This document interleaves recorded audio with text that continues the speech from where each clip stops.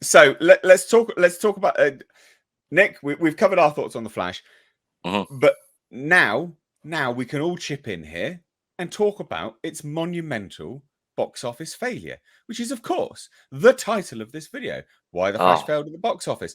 And this is a huge failure. I said, I think it was my Sunday box office video that I do every single week. You want to stay up to date on the box office? I always cover the box office for the week on a Sunday, because the numbers are in, we can take a look at stuff, and based on projections and things, you can tell a lot.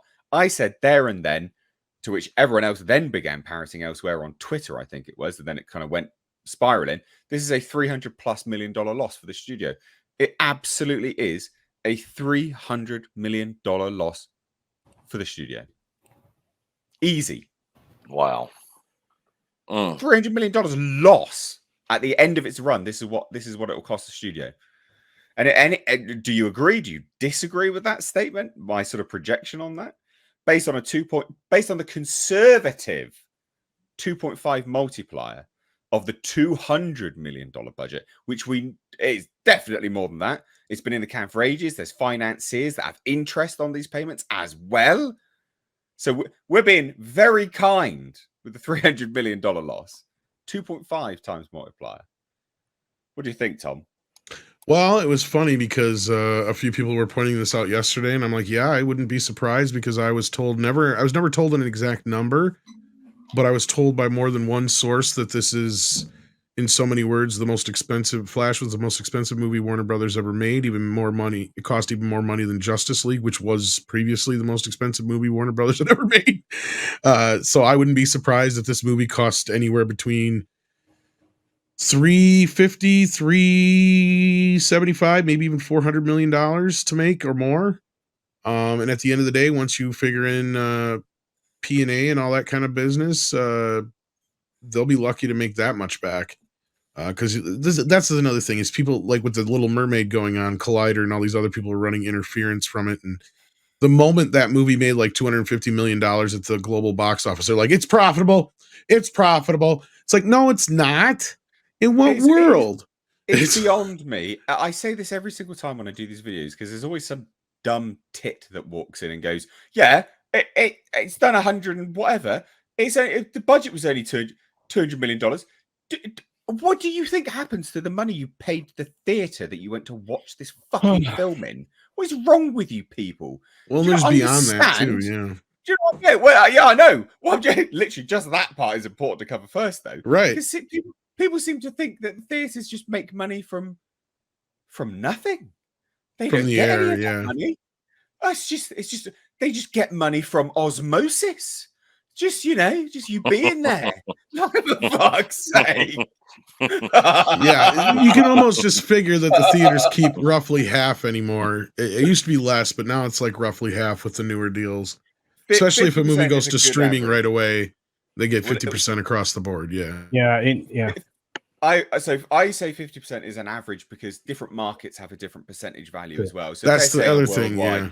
Just 50% is a good base mark across the whole globe, because like China's like 70%. And then you should go another 25 there. And that's why I usually go anywhere from 2.5 to 3 times the budget is what you have to make on these movies, because you have the P&A, which generally doesn't get added into the budget. You have, like you just said, the theaters keep about 50%. Sometimes they bring even a hell of a lot less when it comes to the international box office, depending on which region you're talking about. Then you got to remember all the back end deals and other payout deals they have. Like here's a great example. Joker, one of the most profitable movies of all time. Guess what? Warner Brothers didn't get to keep very much of that money at all. After the theaters took their portion, they had back end deals because they wanted to make it on the cheap. So, and all the other people that invested money besides Warner Brothers got a big chunk of it. So it really kind of sucks that movie made a truckload of money and they only saw maybe a third of it. Well, that's their own fault for making stupid deals, isn't it? Really, at the end of the day, and that's why they're making sure the second one is all in house. Yeah, sorry.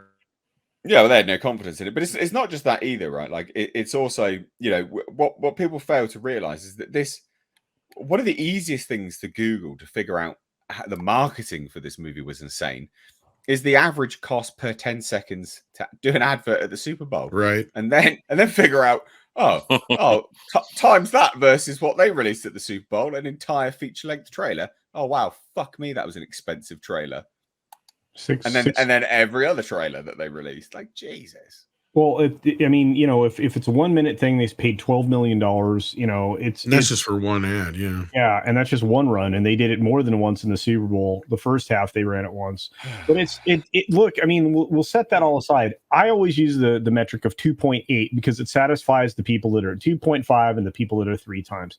And China now is taking 20 to 25% and giving it back. Everything else is theirs, so they're keeping more than that 70%. Mostly, Nate. They're keeping like 75% of the box office receipts in China. But when you look at it overall, Tom's 100% right. The numbers have changed because the windows have changed. And that's also another reason why we're getting films that are underperforming, because their windowing is all screwed up.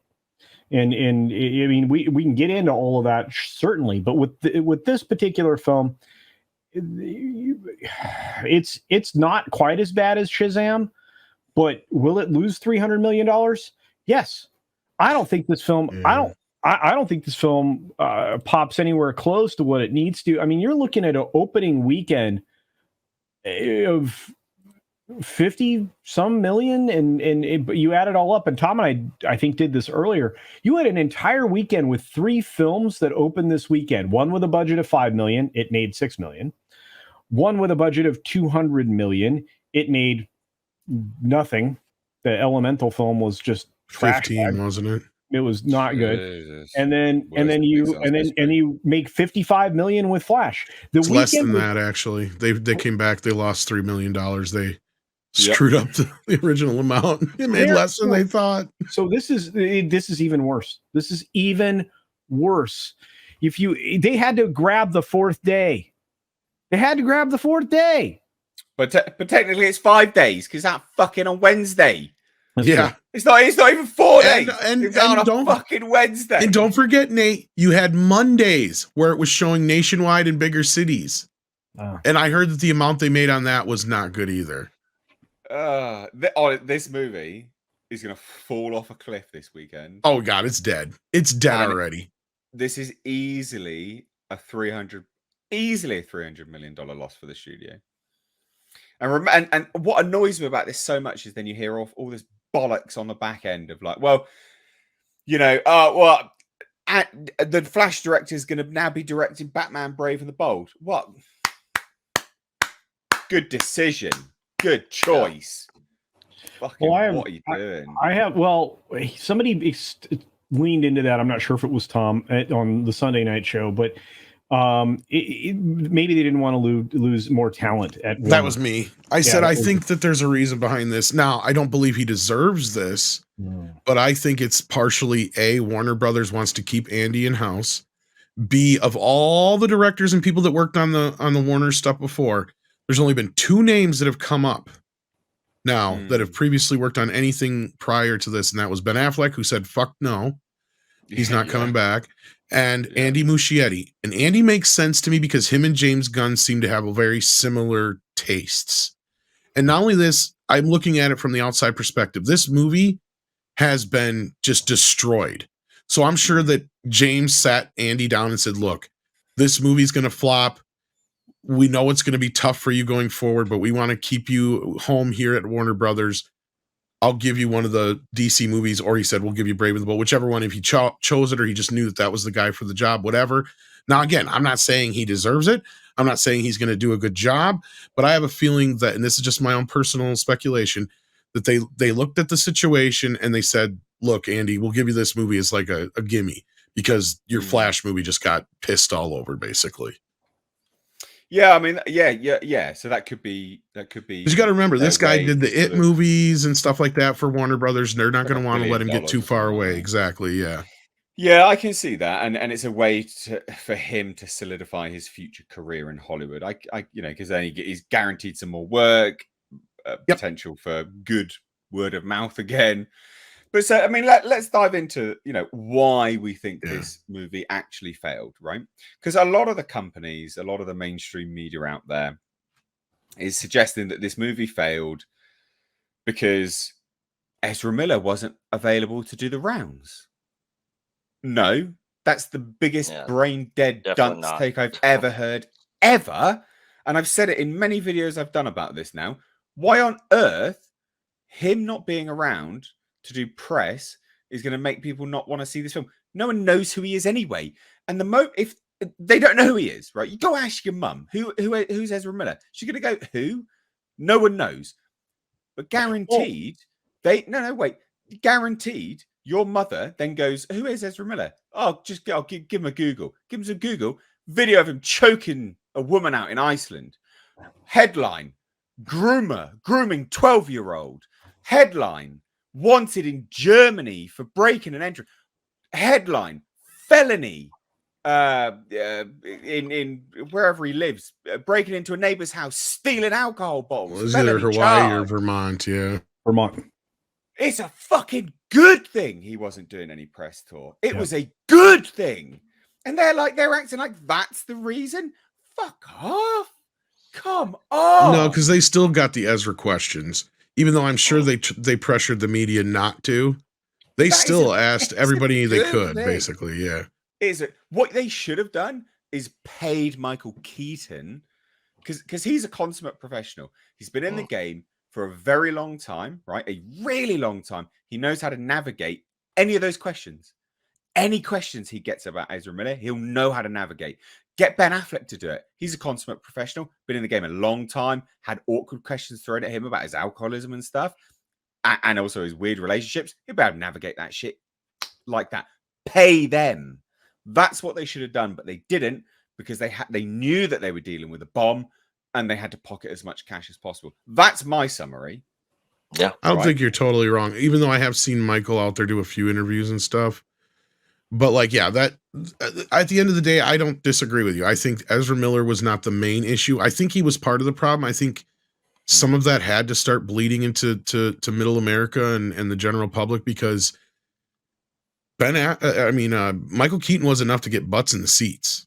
That was a crazy part for me, is I thought for sure this movie, I thought this movie had the chance to at least open because of Michael Keaton, because that was one thing. There was during the Super Bowl thing is when I had quite a few of my normie friends start to realize certain things were coming, my family members, and I got quite a few messages that night. And Indiana Jones, I got a few on, but the big one was Batman's back. Michael Keaton's back. Did you see that? Did you see that? It's like, oh yeah, I've known about it for 3 years. And, and stuff like that. So to me, it was like, okay, so there is some hype around that part of it. Between then and now, something happened, and it clearly has to be that Ezra has permeated, because most people, don't give a shit or know about this whole regime change going on. That's another thing. That's more fresh news than the Ezra Miller stuff. That's been lingering for a long time. And probably less people know who James Gunn is than know who Ezra Miller is at the end of the day, most likely, depending on who you ask. And I don't think James Gunn's announcement had anything to do with this movie, because it's like, if there was any Snyder fans, they should have been supporting this movie. And as I got into a little bit of a spit with somebody on Twitter earlier that was trying to blame, Warner Brothers again for the Justice League. It's like, you can blame Warner Brothers all day you want for Justice League. The aftermath, yes. But leading into that, there's only one person to blame, and one person only. And that's Zack Snyder.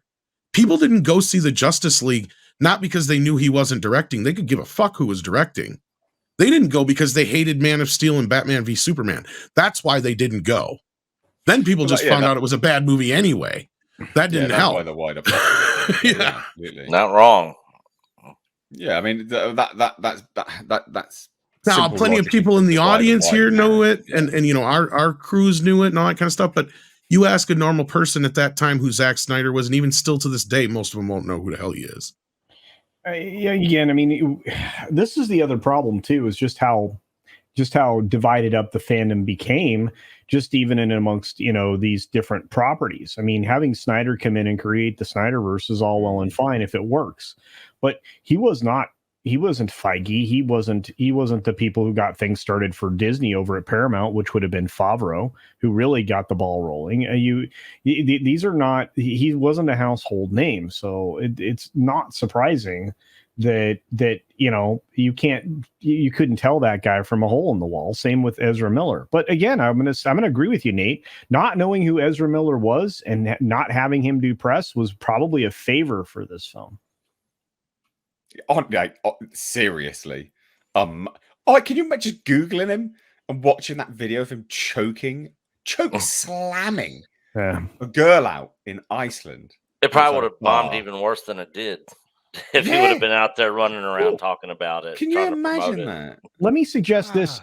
It did not help that on the 16th, all of the trades, all of the Penske media trades, which is Deadline, Hollywood Reporter, and Variety, because they're all owned by the same company, they all did little bits and pieces on the fact that, Ezra Miller was, involved in a lot of alleged criminal activities and then lots of misbehavior. I'm thinking that's not going to help promote the film, kids. That's going to get picked up by real papers. That's not good. Well, I mean, I didn't even highlight all of it. Literally last year, was it this year or last year, when he was tearing around Hawaii? You had a greater chance of being hit by Ezra Miller than you did by a shark attack in Hawaii at that point in time.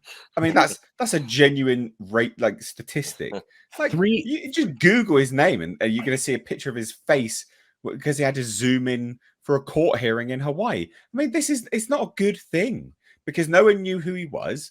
His profile was never boosted because of anything he's ever been in. He's not a household name. They were so stupid to give him his own movie anyway, but he's not a household name. And then he does all that random dog shit, which doesn't actually get talked about as much as it should have done because he's not a household name.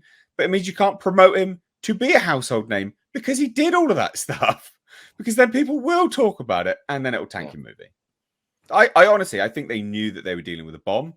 They chose not to pay anyone to do the press tours because they could have, but they chose they chose not to, and they just were like, no. Like Tom said, this has been in the can for a while. They didn't want to pay any more money out. I think it's the same principle. They didn't want to pay any more money out, even for promotion, like based around getting people to do interviews. They were just like, nah, this is going to bomb anyway. Fuck it. I actually thought before it even came out that just because Batman 89, Michael Keaton was coming back, that this thing would at least possibly have a good chance of breaking even.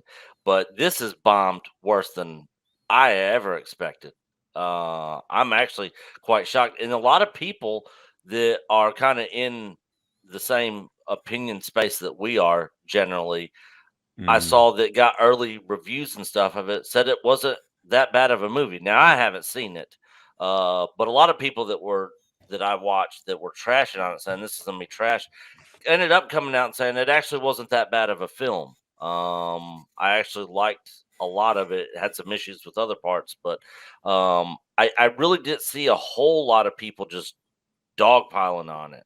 So in that case, also, I figured it would have a decent weekend. So when I saw that 55 million, I was like, wow, yeah, this thing's dead, absolutely dead. But it's worse than you think, right? Because actually, it's 61.2 million for what they're calling its 4-day debut domestically. Yeah. It's 5 days. It was out on a Wednesday. Yeah. So it's a 5 days. It took $61.2 million. 5 days. Yeah, it's definitely even worse than normal opening weekend for a film. And it couldn't inflate a basketball. This is a real problem. I feel like the concern in the room should be how much are we writing this down for? How much of a write-off is this for us? Yeah, because it's not just going to lose the money we're talking about, right? It's going to lose more, and it's not going to be able to sell as much or to as large a price tag if it were going to go to HBO or to Showtime or to Netflix or to whoever, because Warner Brothers is back in the business of selling their content or leasing it out for periods of time. Do you want this film on your pay channel? I mean, are you going to pay top dollar for it? Is this $100 million check you're going to write for 30 days? No. But so why do we think this movie has not made money? Because I mean, I've countered the trade narratives, but why do we think it's bombing specifically? Do we think it's bad movie? Do we think it's bad superhero fatigue? What do we think the reason is, Nick? I don't think it's superhero fatigue at all, because I guarantee you another Spider-Man with Tobey Maguire and all them come out, I guarantee you it ends up making $1 billion. Yeah. It's bloated bad movie fatigue is what it is. Yeah, exactly what Tom just said. Bloated bad superhero movie fatigue. And it's not just superhero movies, it's extended beyond that, because we've only had one big movie make any money this year. One. Mario Brothers, that's it. Yeah, yep. And also the thing is with the whole this also happens in the whole Snyderverse stuff, which is already dead and gone. They're not continuing all that, so it's like, what's the point, anyways? A lot of people have already jumped off that train. And then a lot of people just don't like Ezra Miller. I mean, I think there's multiple things that contributed. Well, before they even, this is what I was trying to say. Before they even announced the reboot, they had driven the DC universe into the ground. Every movie before 100%. That had grossed less and less and less and less and less and less and less than the last one. That was going back to my point, all the way back to Justice League. This franchise went off the rails with BVS. We all know that. Aquaman and Wonder Woman were anomalies. Yeah, I agree. And Aquaman had the least, as far as like look-wise or anything like that, to do with the Snyderverse. Women just wanted to go look at pretty blue, Aqua lad. Dude. So at the end of the day, we can see how that's going to turn out, because we all know Aquaman 2 is going to fail. And it has little or nothing to do with the cancelization of this universe, because they have fed into this political scheme for a while now, and things just keep toppling down as we've been predicting. And I said the biggest, dumbest thing they could have done is announce this before Aquaman 2. They should have just held it and let it be a big rumor going around for the next year that James Gunn was taking over the universe. Or even if they announced it, they shouldn't have announced anything about any kind of reboots yet. Should have waited until after this shit was done. I don't think that's even a main factor, though. I still just think people are so turned off by the DC universe. They see these characters. It's all still in the same world, whether you want to blame Snyder, you want to blame Hamada. Don't matter who you want to fucking blame at the end of the day. Can I say this? And because Tom, I think you're 100% right. But when you step back and you look at it from a wide lens, from a business perspective, there's more things going on here than as far as the colossal stupidity that you're describing, Tom. Just to add to what you're saying, Zaslav never should have made such a big deal out of rebooting it in the first place, or going out and doing that when he did, because he was doing it in service of the stock price. Then after Zaslav did that, Gunn never should have come out and done all of the things that you just described, because I mean, it's a cascading onslaught of errors is what's happening, because by telling everybody these films are inconsequential, by talking about these characters the way that you are, you're creating a bigger problem. I mean, it just to add what you're saying, Tom, I'm just because now people know these things don't matter. They know they're not getting these characters back. They, despite the really strange ideas that people have that Netflix is going to take over Zack Snyder's stuff. I don't know, Tom. Do you think that plays into it? Because this film failed for a multitude of reasons, but I don't believe it's superhero fatigue, and I think you're 100% right with it's a big bloated movie. But I'm tired of long movies. And that's where Mission Impossible does have to worry. And any upcoming blockbuster type movie does have to worry. I hate to say this, and this has nothing to do other than I know the audience that is waiting for this is going to show up, and that is the Barbie movie is the only one that I'm not worried about. Because people could be turned off by Mission Impossible simply because of the bloated, big, loud movie fatigue. Now, again, the only thing that has going for it is Tom Cruise. Top Gun was huge. Mission Impossible has been a franchise that's been on the upswing. So in that sense, it has... some things going for it.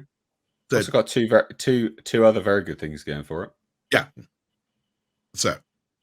Hayley Atwell. Yeah. Okay. There you go.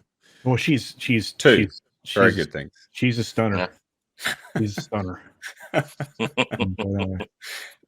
Anyway, add to that the fact that he got the most interaction out of one stunt, not even the most fantastic stunt in the movie.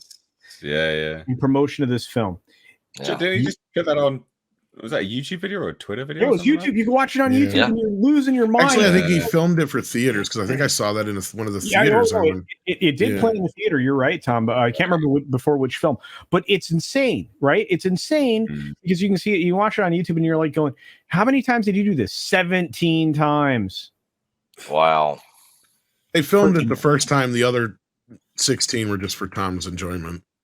Yeah. Well, I think I think to sort of round it back round to it, like I think a lot of us have the same sort of viewpoint on this, right? Like Ezra Miller certainly didn't help this movie situation because they're damned if they do, they're damned if they don't. They can't promote it, they can't talk about it, etc. You then also have bloated movie situation, which creates issues because they're bad. CGI is an issue. I think I also think this fad of multiversal movies as well. Yeah, I don't think that's that interesting to a lot of people, quite frankly, because I just don't think that they are, and I think we'll see that play out with Marvel moving forwards. I think you saw a little bit of that, with what we've already seen. I don't think it'll do massively well. I think that's part of it, and I just think as well people are much more discerning about what they choose to go watch. We've seen that about cinema now. Because people have been thrown nonsense for a very long period of time, people are becoming more and more discerning about what they pay their money to go and watch. So they're more selective and they don't want to just go watch mindless drivel. They do in some parts because some mindless drivel is good fun, but that's when it's fun and it doesn't lecture you or do you know what I mean? Like they're sort of multifaceted, but I think this movie bombed for many, many reasons. But to say it bombed simply like the media has been saying, simply because Warner Brothers didn't have Ezra Miller do the rounds, is the biggest pile of bollocks I've heard in ever.